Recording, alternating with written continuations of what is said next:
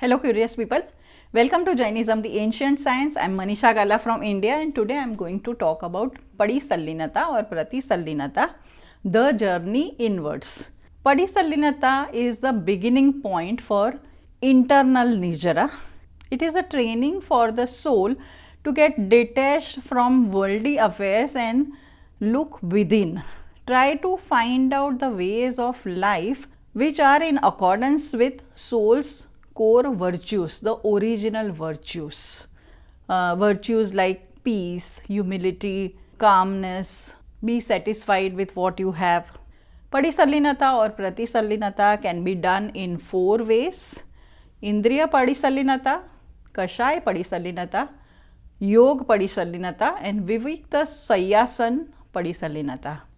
Let's begin with Indriya Padisanlinata. Indriya literally means senses and Indriya Padisanlinata means managing your sensory perceptions. We have 5 senses. We hear with the help of ears, we see through eyes, we smell through nose, our tongue helps us to identify the taste and our body helps us to do various movements. We use multiple perceptions to identify things and to carry out our activities. Let's first take up our hearing perception. We hear many kinds of sounds and we have a choice also. We can hear to abusive words, to shouts, to screams, to fights, to quarrels, and we may also select to listen to some peaceful music, preaching, motivational speech, sounds of nature. It is our choice. We can decide, and when we consciously decide to listen to soothing things, it is Pratisanlinata. Then comes eyes. In this world of content and so many OTT platforms available, there are all kinds of content available, all genres, crime, horror, action, courtroom dramas, porn, soft porn. Many types of content is available. You can decide. When one decides, I don't want to see any crime content, or I don't want to see any horror movies, or I don't want to see those courtroom dramas, it is giving some negative effects to my mind, or some gruesome scenes. When you decide that I don't want to see anything negative, rather I would sit in my balcony and enjoy sunset or enjoy watching the birds, or maybe I will see only comedy content. Maybe I will see some nice social content with messages, somebody's inspirational life. That is also Padisanlinata. Then comes smell. We can decide that also to some extent. Like for example, we have a dustbin in the house. Keep it close. The stench will not come out. Empty it regularly. Don't let that garbage remain in that bucket for days. It will start stinking. You will only face that stench. You can develop some cleanliness habits. Check your fridge often. Many times the food gets rotten and it starts smelling. So instead utilize it within that stipulated time or give away to somebody who needs it. Give away to the needy people. See, this concept of giving away is very popular in India, but it is also possible to give away food in foreign countries. Recently, when I visited Budapest, we were living in hotel and we used to eat in restaurants and there would be surplus food. I asked the waiter to pack it in a box and I had spotted some homeless people on my way. And this time it happened that I got one such parcel and I was walking from my restaurant to the taxi which was just 20 feet away. And in between I spotted a man who was collecting some plastic bottles and I handed over that food box to him. He was so happy to receive it. He was full of gratitude. He told me many thanks. Of course, you can't let the food go waste, and you will find somebody, not always maybe, but it is possible. So, while you are traveling, you can also try that. About taste, at home also sometimes, there are people, if there is salt is less or more, they start cribbing. Some people, they have the habit of throwing the dish. That is disrespecting food, and you are not following that ras padisanlinata. You can practice that, and on the other side of the coin, there are people who will never utter any word about the food. They will never comment whatever is served to them. They will eat peacefully, and if there is any problem, they might say after finishing the meal, that too in a mild language, that maybe next time this can be corrected. So, that is also padisanlinata. You have a control on your taste sensory perception. You don't go wild if the tasty food is not available. Now, body. We carry out many physical activities with the body. Although fit and fine, some people just don't get up from the chair. They are couch potatoes. They just keep on playing video games or just watching content. They don't help anyone in any kind of work. Instead, if they decide, let me help someone, or let me go and meet my grandparents, or let's visit some temple, or let's visit some monks and discuss present day issues with them, try to understand how things can be managed in the day to day life. All these activities can also be carried out. And on the other hand, there will be some I'm reading a book and 2-3 friends come on, let's go for a drive. Okay, let's go for a drive. Do you really want to go? Sometimes it happens that the person is reluctant to say no, is not able to say no. So at times it is okay to say no.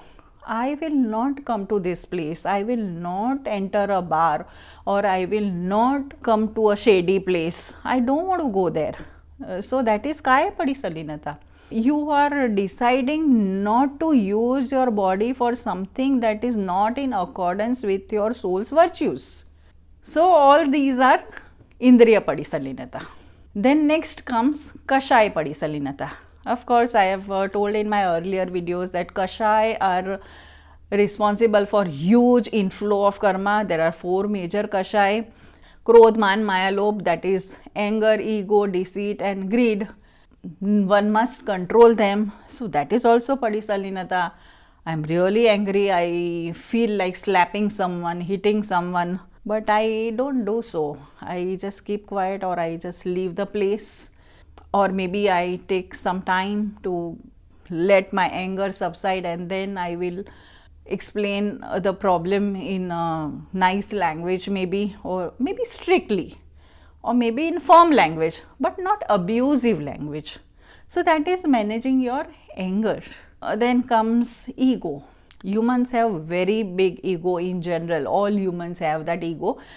Ego is motivational for achieving some goal, but only to some extent. Once you achieve that goal and then you don't manage your ego, then the spiritual downfall starts.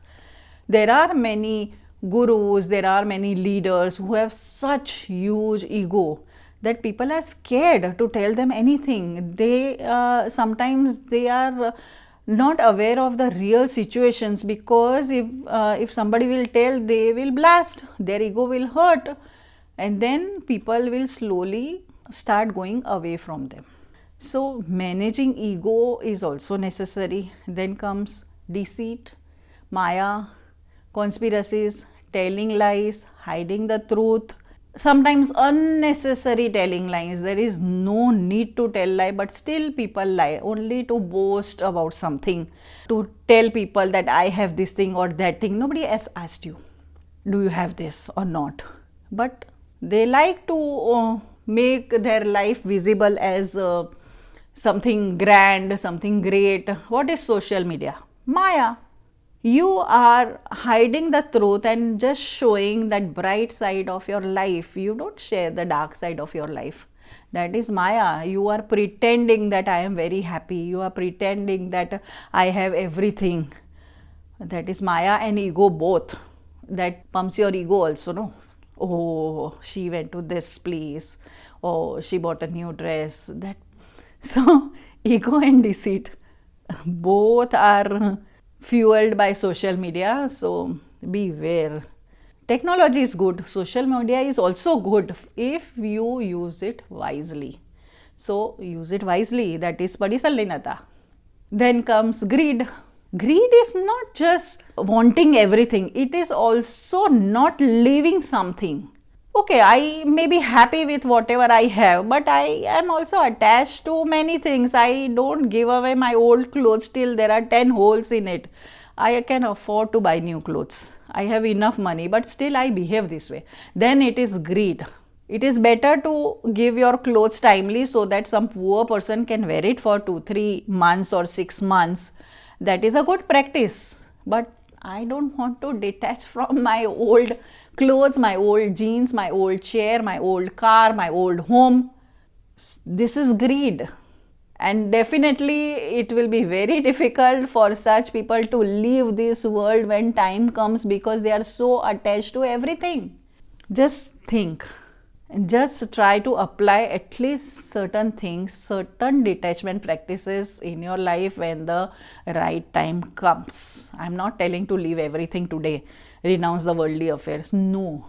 But there are many such things. If we think consciously, if we observe consciously, we can get detached from there.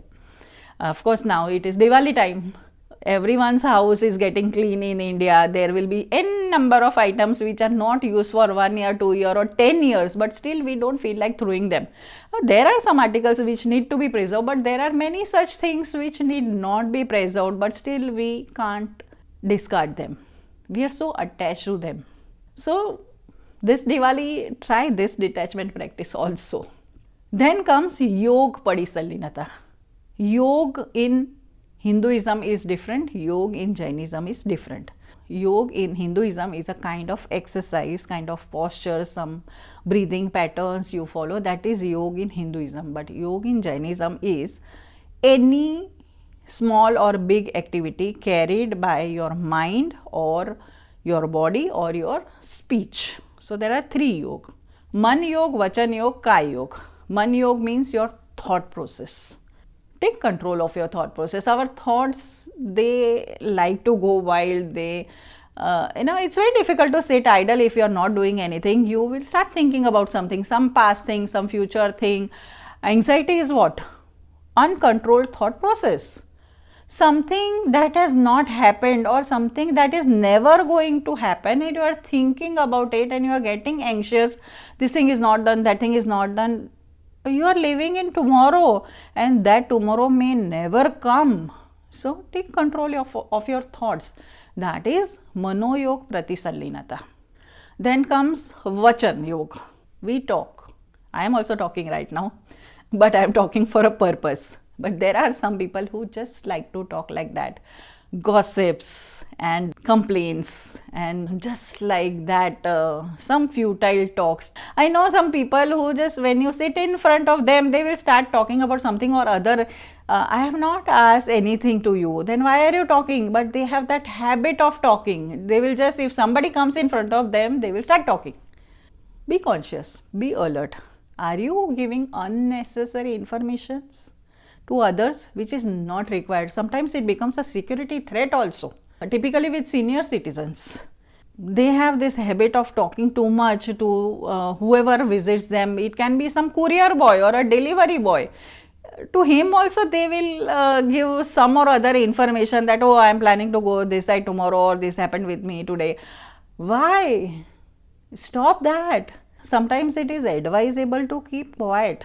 Sometimes you have to listen to others also. You need not talk all the time. So that is Vachan Padisanlinata. I've also talked too much.